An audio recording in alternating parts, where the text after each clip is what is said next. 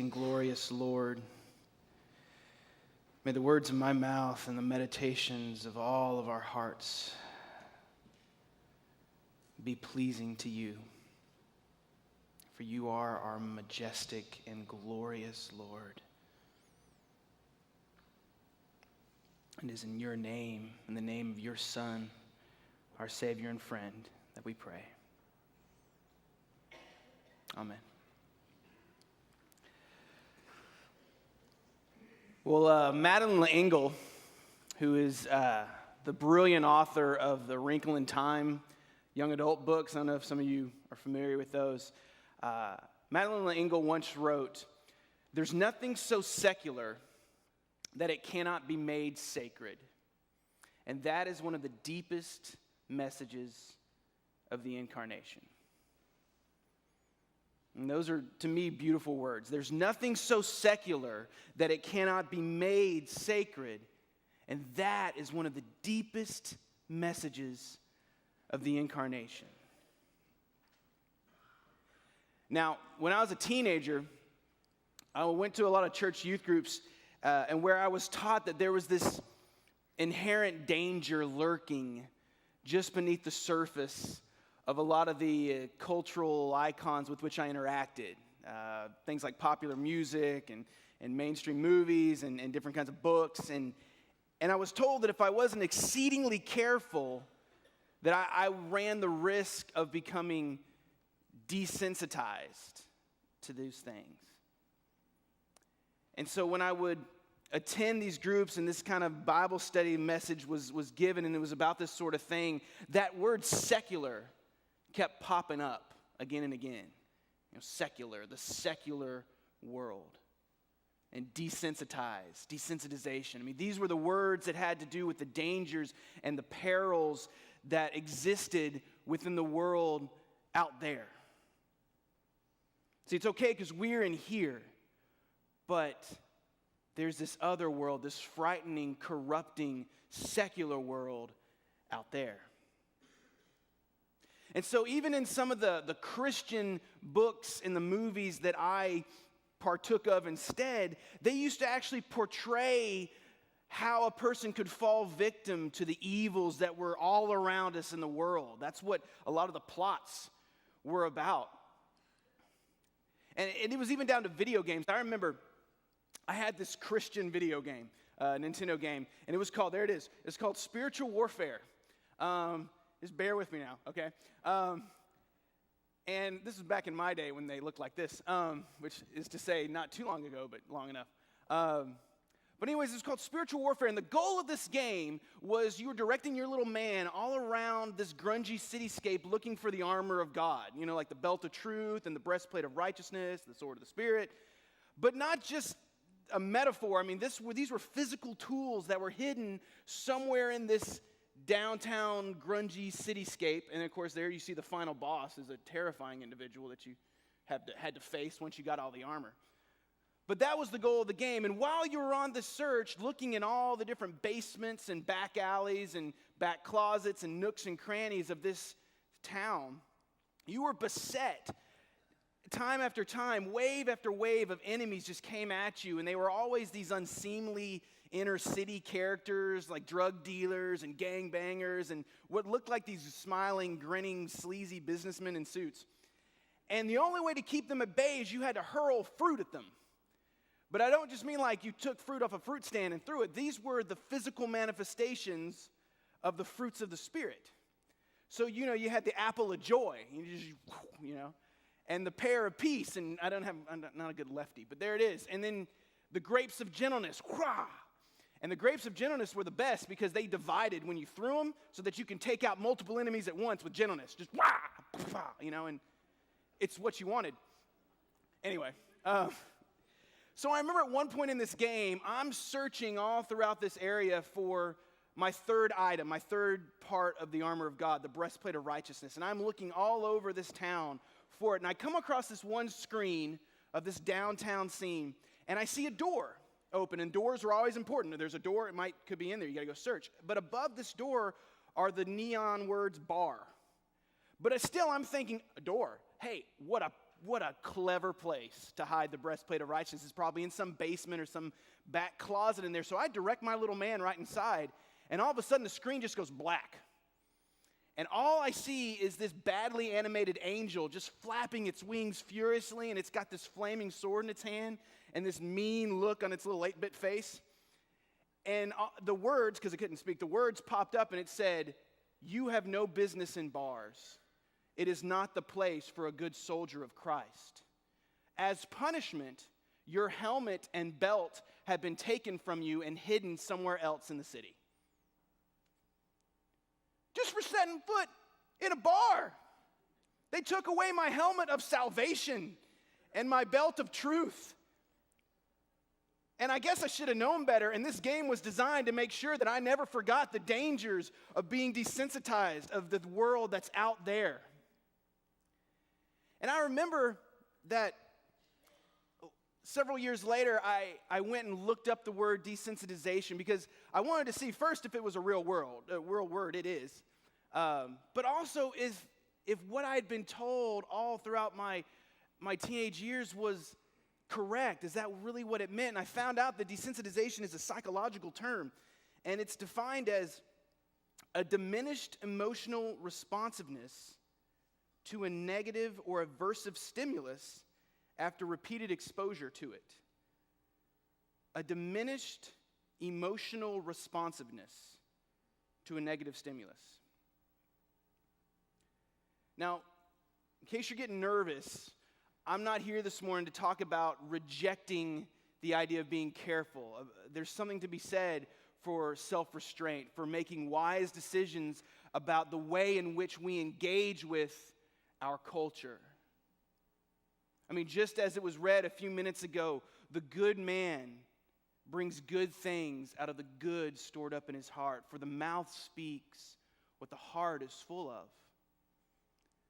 But I got to tell you, I spent many years living under this fear of this thing called desensitization. And, I'm just not so sure that that's the way that Jesus called us to live, that every time that we know we're going to interact with the culture, we have to judge it through a lens of, is this bad? Is this going to corrupt me? I mean, can I trust this? I mean, how far is too far? How much do I engage? See, I think there's a better way.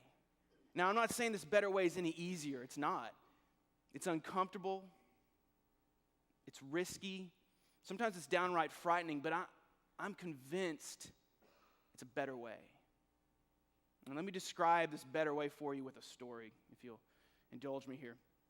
Back in 2004, when I was at Truett Seminary, a bunch of my friends, my closest friends, decided that they wanted to become what they called intentional neighbors. And they wanted to go and live in an area that we would consider to be pretty rough neighborhood. I mean, it's downtrodden, low economic, crime-ridden. And these guys wanted to go and be intentional neighbors. And the way my friend Josh describes it is that he said, we didn't know exactly what we were doing or how we were going to go about doing whatever it is we were feeling convicted to do. We just knew that, one, there was this big white house on the corner of 15th and Blair, and it was only going to cost us $150 a month each in rent. And we also knew that we shared a passion to live what they were calling the incarnate life. Now, I don't know what the rankings are these days, especially now that Mission Waco's got a growing presence in that general area. But back in 2004, 15th and Blair was considered to be one of the most heavily trafficked corners for drugs and prostitution in the entire city of Waco. And these guys knew that, and they knew this was not going to be just an easy thing to go and move in, especially when you've got Baylor University decals slapped on the back of your car. But into this neighborhood they went. They didn't know how it was going to go. Across the street there was this one-story little hovel, most definitely a crack house. And during the day, drug dealers and drug addicts would just kind of be splayed on these couches that they'd crammed into the porch there. But at night, that house became a beehive of activity. And so did the corner on which these guys lived. I mean, when the shadows kind of fell and the sun went down, the flesh trade kicked into high gear. My friend Josh describes how some nights he would lie awake in bed and he'd listen to the sounds of car engines just kind of grumbling up to the curb. And then he'd hear the back and forth of muffled voices, and then the squeak of a car door open and close, and then that same engine just grumbling off into the night. And as time went on, for all the guys, this became a distressing thing to hear because they began to recognize some of the female voices that they heard in those conversations of business being transacted. These were the prostitutes who during the day hung out on the curb right in front of their house, and these guys would hold passing conversation with them whenever they came and went.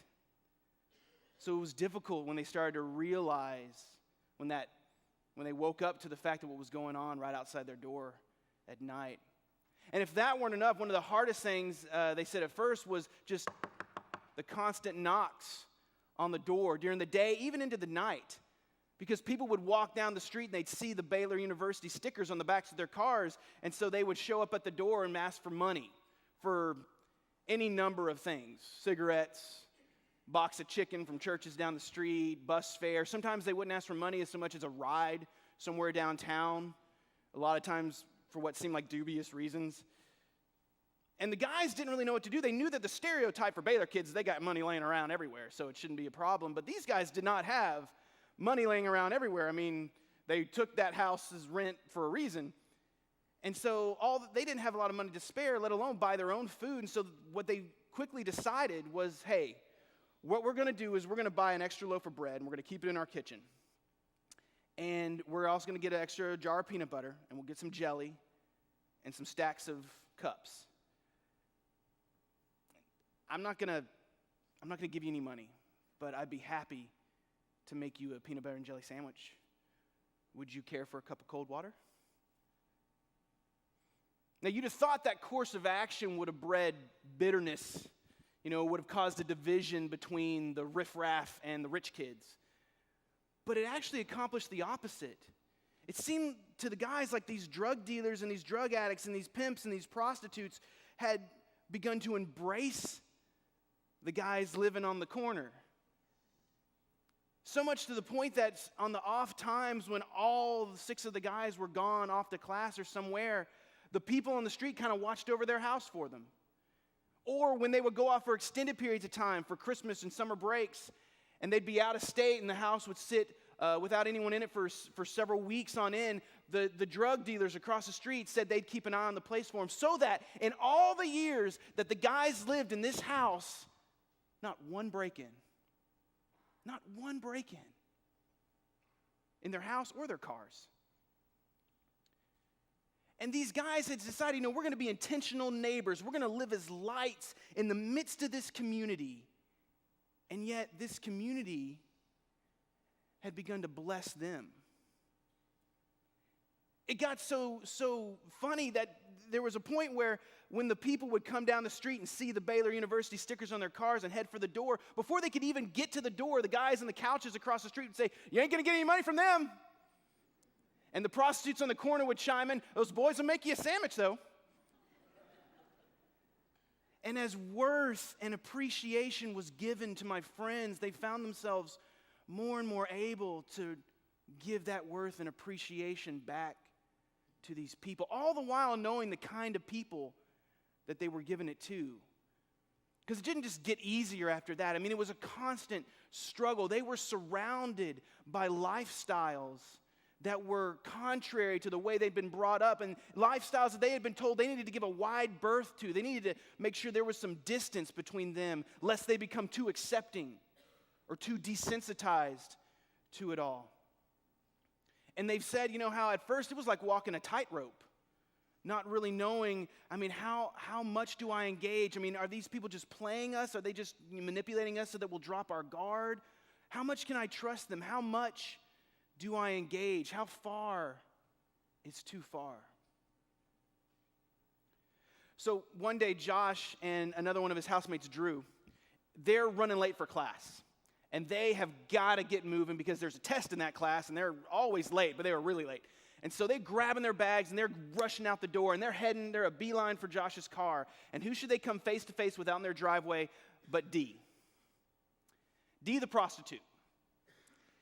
Dee who often spent time at the house with a cup of water talking to the guys, but at night worked the corner in front of their house.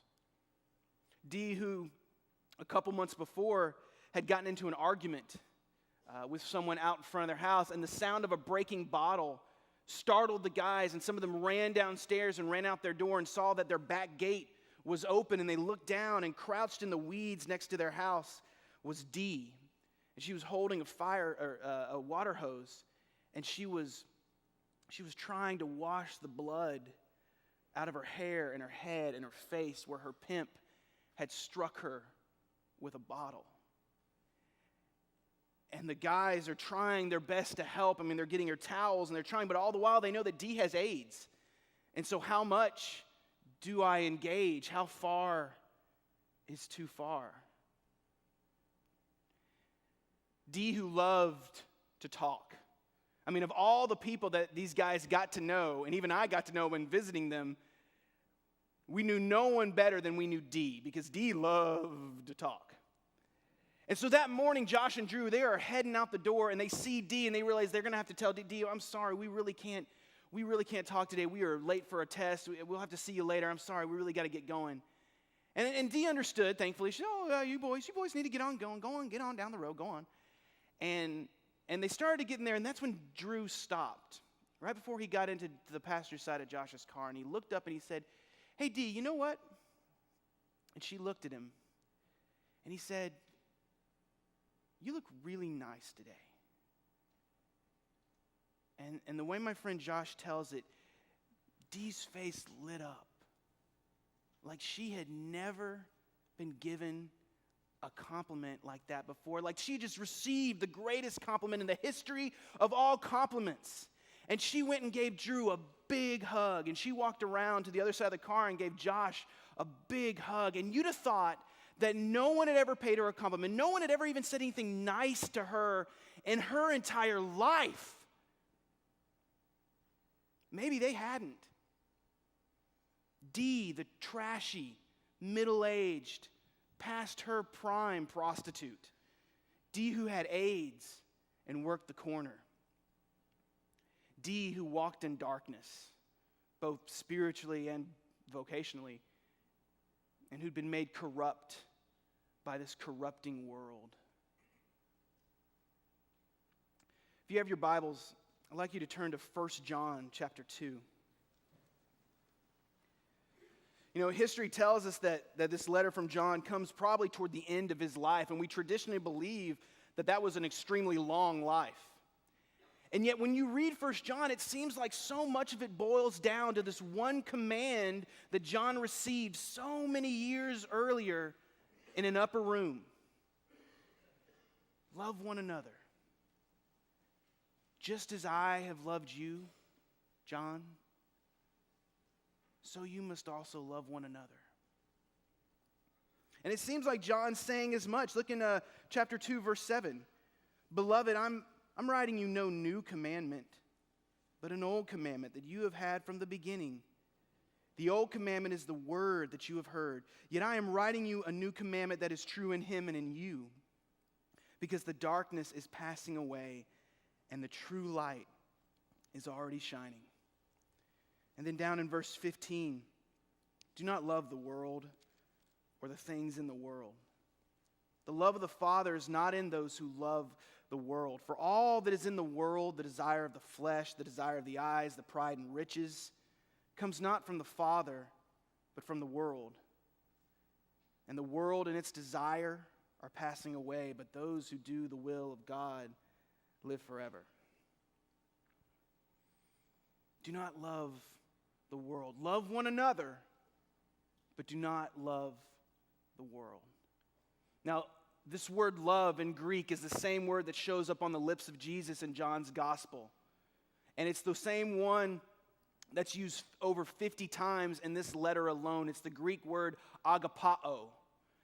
And it means to be content with or to love dearly. And by love dearly, I mean to the point of complete allegiance, of unshakable loyalty.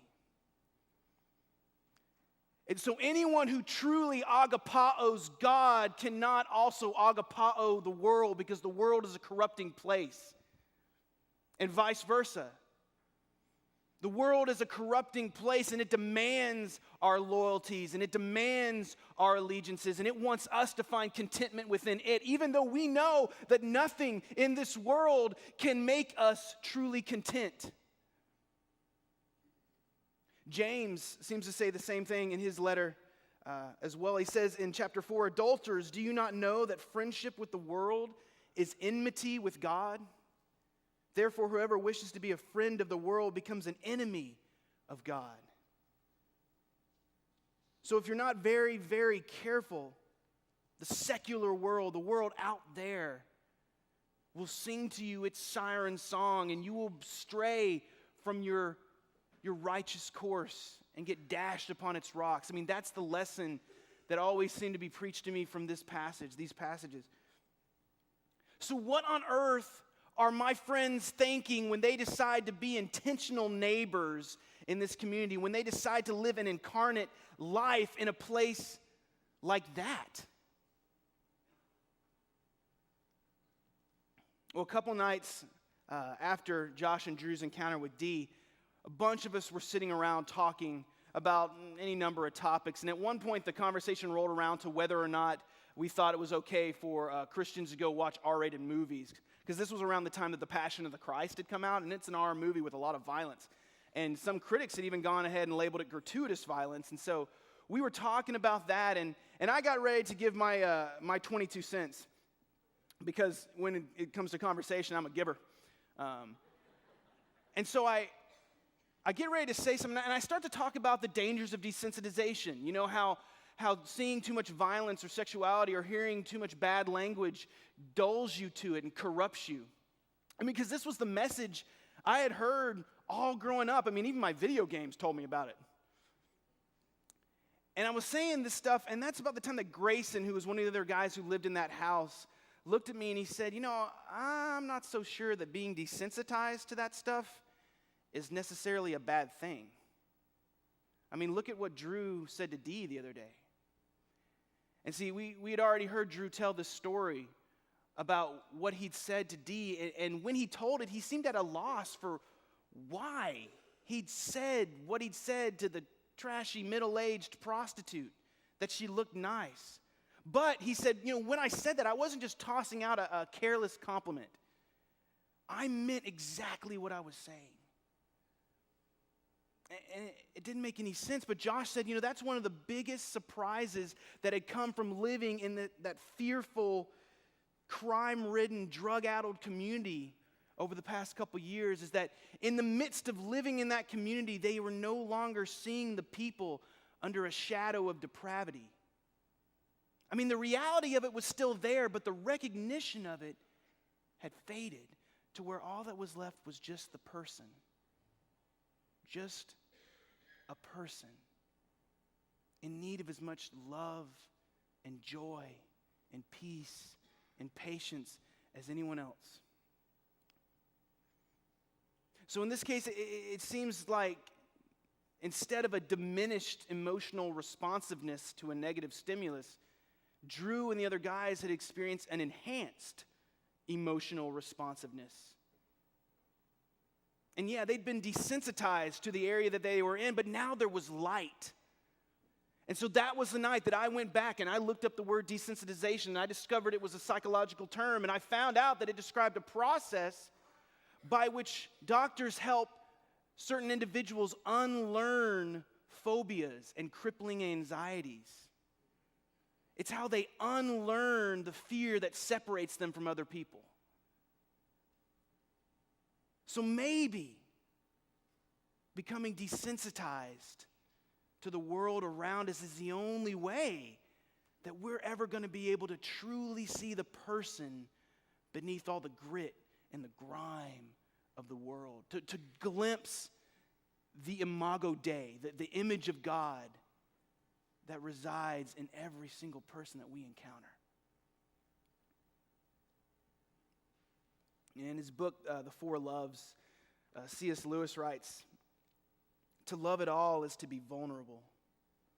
Love anything and your heart will be wrung and possibly broken. If you want to make sure of keeping it intact, you must give it to no one, not even an animal. Wrap it carefully round with hobbies and little luxuries. Avoid all entanglements. Lock it up safe in a casket or coffin of your selfishness. But in that casket, safe, dark, motionless, airless, it will change. It will not be broken. It will become unbreakable, impenetrable, irredeemable. To love is to be vulnerable." In just a moment, there's going to be an opportunity for you to do a little bit of self-evaluation. But I pray that this morning's invitation won't be the only time this week that you spend in reflection of how in step you are with the Spirit of Jesus.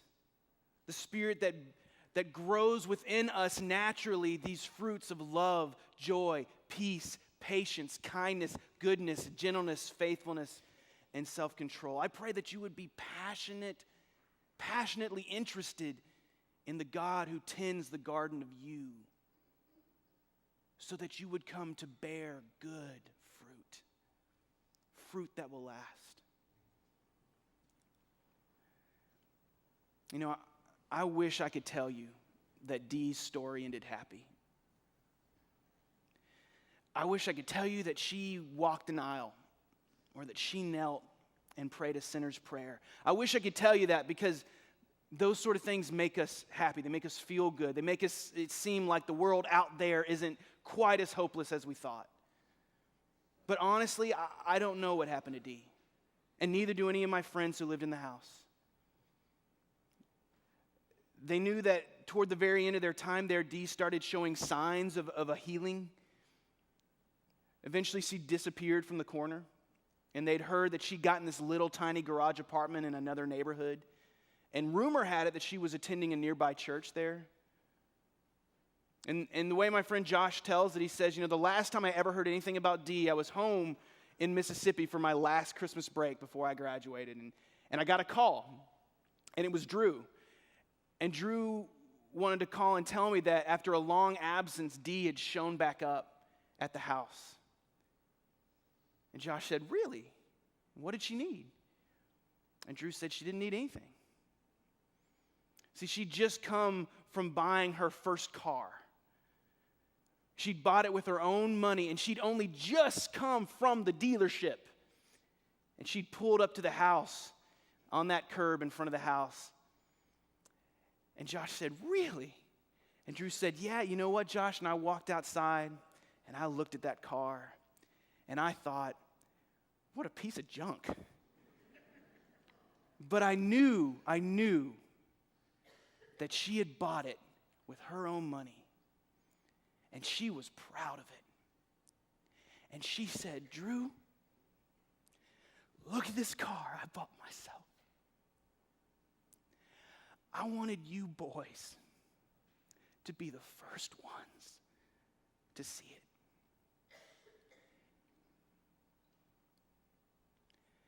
There is nothing so secular that it cannot be made sacred. And that is one of the deepest messages of the incarnation.